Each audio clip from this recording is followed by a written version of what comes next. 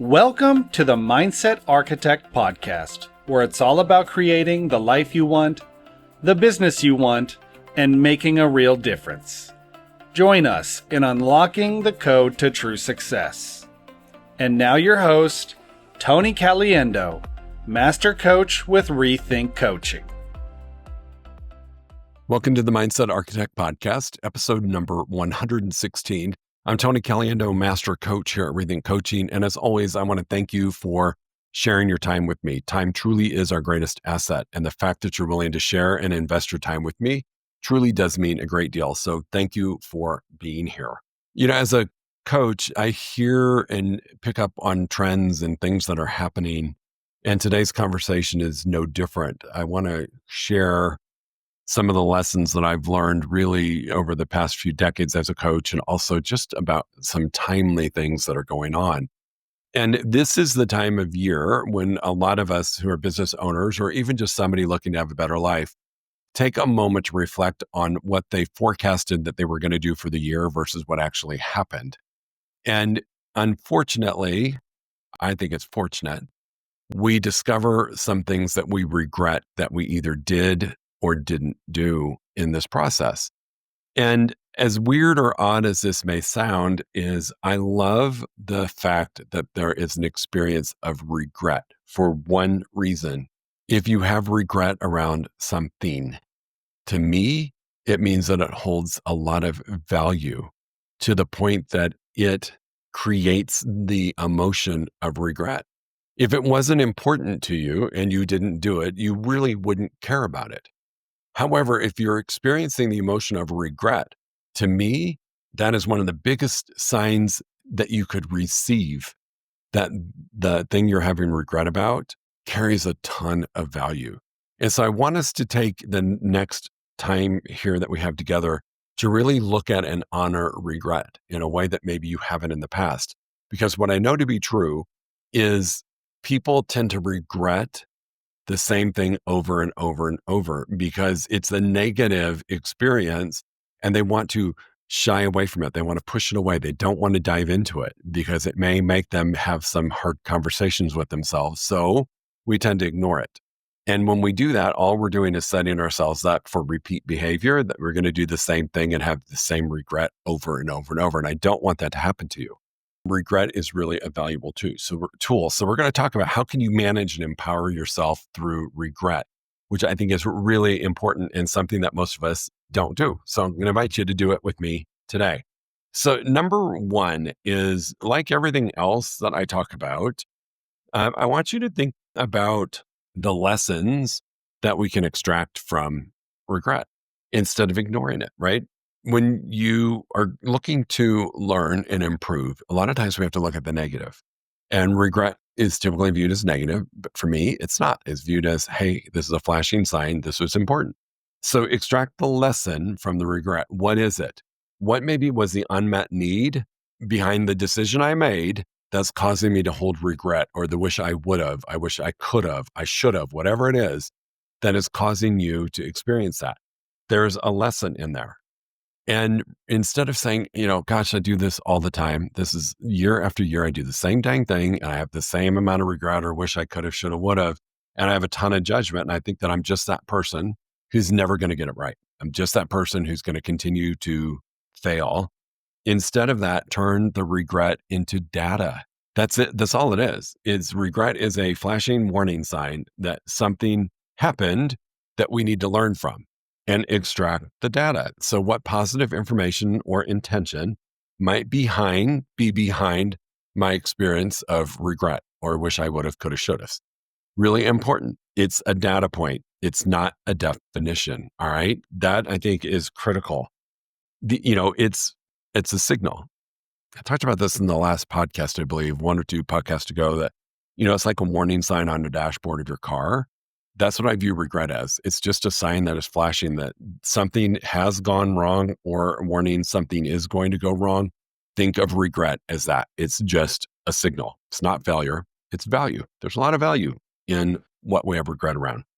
Number two thing that we need to do to contain or to fix the regret so we don't repeat it again is to maybe take some micro actions to close the loop. So regret tends to linger or appear when we have unfinished business. So true, right? If I think about my business over the last year, I've got a couple of regrets. I had every intention to take action with my sphere of influence, right? My database to grow it in a different way. I had an idea of how I was going to do it. I didn't do it. And I have some regret about it. And it just kind of lingers until I address it. And so for me, that's one of the things I'm going to work on. For you, I'm going to ask you the same question. What is it that you wish you would have done? Or that you have regret that you didn't do, or you have regret that you did? It's really important because that is going to allow you to take some micro actions to close the loop around that regret. It might be something as simple as I didn't sign up for a class I wanted to take that would make me a better leader. I didn't sign up for a class that was going to teach me how to do this cool hobby I've been wanting to do. I didn't send a message to that person that I feel wronged me or that I might have wronged. I didn't send a message, or I didn't share my truth. I kept it hidden because I wanted to fit in, right? There could be a lot of things that cause regret to linger. And one of the best ways that you can address it is to close the loop on it. So maybe you don't have the chance to go back and talk to the person that you wronged or that wronged you.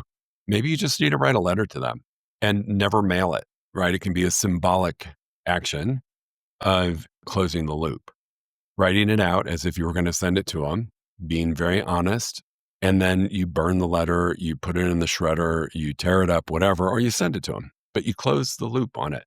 Or you decide that from this point forward, you're going to tell your truth regardless, because you're not too worried about people not liking you. And it's not that you're going to be a jerk, but you're going to share your truth. And the more you can share your truth, the more authentic you can be and the less regret you have. So some micro actions to close the loop.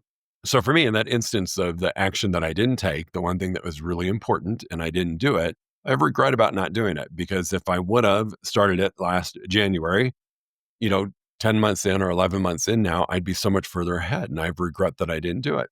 So how am I going to close the loop? I'm going to go back and really sit with, why didn't I take action? What was it about it? Was I not clear? Was I lacking clarity? What caused me to not take action?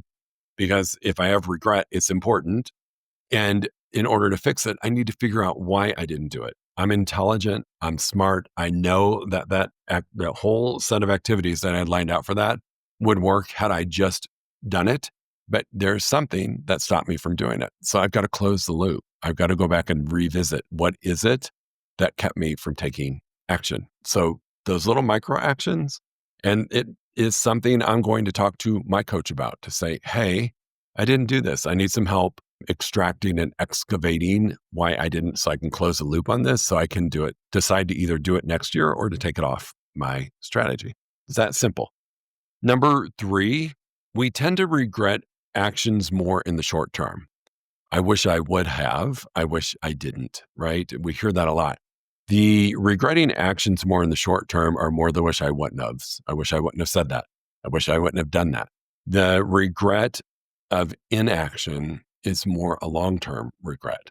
So you might regret, like, gosh, I wish I would have done that 5 years ago. I wish I would have completed my certification. I wish I would have, right? You wish you would have taken action about long-term past things. So we regret both actions and inactions. It's just when they show up. So regretting taking action happens more in the short term. Regretting not taking action happens in the long term. And how can we really kind of address those regrets is important. And one of the ways, the third thing I want to talk to you about, is something to do with time travel. So no, we're not going to have a conversation about how we can go back in time and find the portal to our past, but I am going to talk to you about how you can mentally revisit your past. And I think it's really important. If, let's say, you regret taking an action, you regret saying what you said to somebody, or you regret, something that hurt someone, right? Is to mentally revisit that moment of regret. So you don't just say, well, I regret it. Go back to the moment. Go back to the moment that it happened, that you were taking the action that you regret, And with your current wisdom, ask yourself, what would I tell that version of me now? Because this is what I know to be true.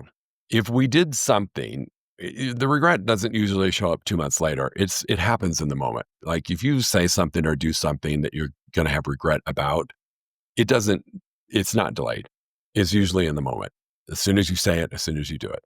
What I do know is your mind is unconsciously working on that over and over and over. You may not know it, but it is. And you're collecting and gathering wisdom and data points along the way. What could I have done differently? What was a true story? All that stuff. So if you can time travel back to that moment using your current wisdom, what you're doing is not only using your current conscious, you're using your current unconscious. And there's so much to be learned in that. Is really just spend that time. What would I tell that version of me with my current knowledge now? What I love about this is it's going to strengthen your self-compassion, showing you were making the best decision you could with the awareness you had in that moment. A lot of times we do stuff out of anger or a reaction and we can have regret around it, but take time to go back to that and think, okay, now that I know better, what would I do differently? That's important. Number 4 is use regret as a compass. And what do I mean by that? So regret is really a reflection of what matters most to you. It's what I started this podcast with.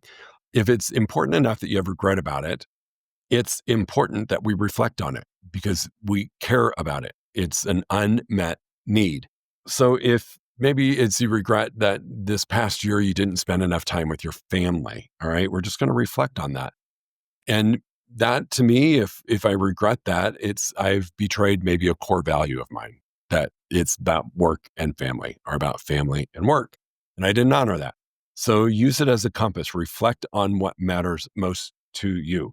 If you regret staying silent, like maybe you regret that you just didn't say something in a team meeting or to someone who was challenging you or somebody that was really being difficult to you and you just stayed silent, maybe you deeply value authenticity and you need to reflect on what you are upset about, right? That regret, to learn that really I stayed silent.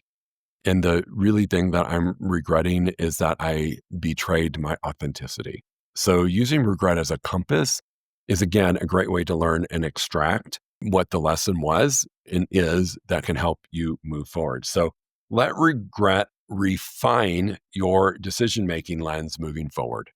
So if you find yourself in the same situation as staying silent, use regret to refine your decision-making. If I'm staying silent, it means that I am not valuing my authenticity and I'm going to do it differently. So use it as a compass. Truly, truly important. The number 5 thing, which I love, this is a NLP-ish activity. A lot of this is, but rehearse bravery. All right. So if there's something you regret, that you stayed silent because you don't want to hurt somebody's feelings, or you said something and you hurt somebody's feelings, rehearse bravery, meaning your future. All right. So I've talked to you about this before in other podcasts. Your brain really doesn't know the difference between real and make believe. That's why I love writing letters to your future self as if the activity is already done and you're experiencing all the feelings and emotions and the positive impact of that activity on you as if it's done. It's done. You've achieved it. It's over. Your brain doesn't view that as make believe. It just is like, cool, I know I can do it. This is how I'm feeling. This is amazing. And now when we go back to now time, it's going to help you get to that goal quicker. Same thing about regret. If regret were a teacher, right? So think about that. If regret were a teacher, what would it want me to do differently next time? So go back to whatever you have in regret, wish I would have, could have, should have, and practice taking bold action that is aligned with all your values in a future similar situation. So go back to your regret and say, if this would happen again, right? What would it take for me in bold actions that are aligned, bold steps to move forward and honor what I wanted to do or honor what was happening and I knew better? What would I have to do? Because here's what will happen. The brain will be like, oh, cool, we did it. It's done, right? If you envision those activities in the future, your brain's going to rehearse it as if it's done. And so when it does come up on an unconscious level and a conscious level, you know exactly what to do, and you're more likely to take the right action so that we don't have regret about the same thing. You will repeat over and over and have regret about the same thing until you resolve it. So, traveling back and traveling forward are really important steps in breaking the cycle of regret. Most people that I talk to that regret something, it's a repeat occurrence. It's a repeat offense that they're having regret about. I always respond emotionally and I hurt people's feelings. I always, whatever it is, we got to address it in reverse and in the future. So it helps rewire your brain and gives you more empowerment in your behavior. And it's a lot easier. You just respond almost automatically in a positive way, in a bold way, action steps moving you forward because you've conditioned your brain that it's already happened and you've done it and you've worked through it and it's great. Number 6 thing is forgiveness is freedom. We hear about this all the time. You don't forgive somebody else for them. You forgive them for you. So you can move forward. But when we have regrets, we're really looking at self-forgiveness. So self-forgiveness doesn't erase the regret, right? But it's about it no longer defining you. It's like giving yourself some grace in the forgiveness process, because if you do the other steps, you're not going to repeat and have regrets again. So there's forgiveness in the freedom of letting the regret go. Forgive yourself, right, for not knowing what you didn't know. You were, a lot of times what we do, 92% of what we do is conditioned habitual behavior. And so that's why I say the regret's going to repeat itself until you address the issue. And so you may not have ever taken the time to extract the lesson from regret until now. And the value of that is you're going to forgive yourself for not knowing what you didn't know. And you're going to honor who you've become since. And if you combine that with the future pace, it's going to change things for you. You're going to have less regrets and you're going to have more I kicked ass moments because you've addressed whatever it is that's holding you back. And the last thing I'll say to you, and this is a personal thing, and I don't know if this is because I'm a coach, I don't know if it's just because I get this, but I think we need to share our lessons with others, right? That we have regrets. So sometimes as a coach, people think I have it all together, right? And I share often my failures. I share that I didn't do the activity that I said I was going to do, right? And I have regrets about that. And I've worked through it. I've done all of these steps that I'm talking to you about. But if I held that in and didn't share, you wouldn't know that you're not the only one that lives in a place of regret at the end of the year or when something happens. So I think it's important for us to share that. And I really think it's important for us to do that now more than ever, because we are exposed to social media at a really high level and nobody is talking about their failures on social media. It's all highlight reel, highlight reel, highlight reel.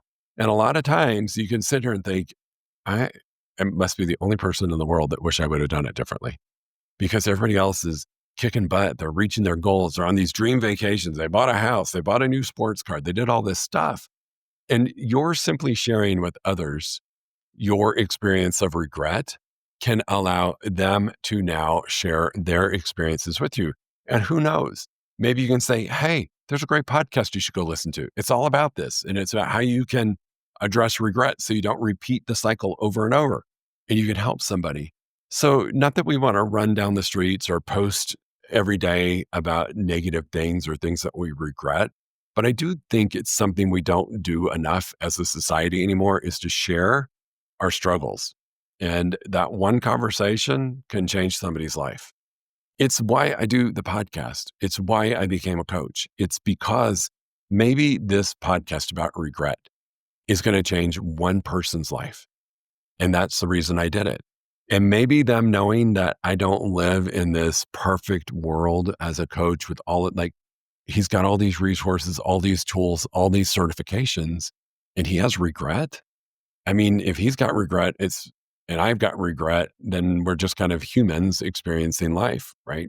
And I learned that early on as a coach. If you don't share your failures with your clients, they can't relate to you. And so I think that's important that we share some of our challenges, especially with our front row people or our core group of friends, is that we are having those transparent conversations. Hey, it's the end of the year. I was reflecting on some things I did, and I had a lot of regrets, but I learned what to do with it. Help somebody else get there. So in a way, I'm saying share this podcast with as many people as you can. because if you're a living human being, you've got regret about something. You just do. And you may not be aware that you're repeating that cycle over and over. And you're going to continue to repeat that cycle and create regret moving forward if you don't use the steps that I talked about. Closing the loop, going back in time, going forward in time. There's some really great exercises that you can do. Extracting data, not making it a definition of who you are, but using it as a data point. There are so many powerful things that you can do to turn regret into a great resource for yourself. I've said this before, and I think it shocks people. I will say to people, I hope you go out and fail. And that may sound harsh, right? And it's kind of the same thing. I hope you are aware of the regrets you have, because there's so many valuable nuggets in that. If you failed, to me as a coach, I want to celebrate the fact that you took action and you did something. That's the only reason you failed. If you never failed, chances are you're not doing anything. So if you failed, all that simply means to me is you went out and tried something that didn't work. Great, let's extract the data from it and figure out how to do it better. Same thing with regret. I hope you take a minute and look at all the things that you regret and don't judge yourself. Show yourself some grace and use it as a tool to do better. I promise you, until you do, you're going to relive the same regret over and over and over because you're not taking the time to learn from it. So regret shows me really honestly where I care deeply, right? It's not my weakness. It's my compass. I want you to think about that. Regret shows me where I care deeply. It's not my weakness. It's my compass.